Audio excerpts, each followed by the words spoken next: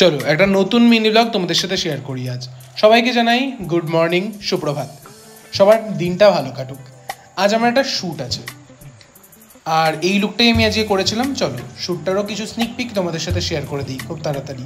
খুব বেশি ক্লিপ নিতে পারিনি, তার কারণ আমি একা আজকে শ্যুটটা করেছি, আমার হেল্পিং হ্যান্ড কেউই ছিল না। সো ওই একা একা যেটুকু সম্ভব ক্লিপ নেওয়ার যাই সেটুকুই নিয়েছি। আর দেখো এখানে আমি কনসিল করছি ফেসটাকে। আর হ্যাঁ, তোমাদের যেটা না বললেই নয়, সেটা হলো আজকের মডেল হলো সাথী। আর এই দেখো, এটা ছিল আজকের ফাইনাল লুক। লুকটা কেমন লাগলো অবশ্যই আমাকে জানাতে ভুলো না। এই লুকের ফটোগুলোও খুব আসবে খুব শিগগিরই। আর এই দেখো, এটা হলো আমার ঘরের অবস্থা শ্যুটের পরে।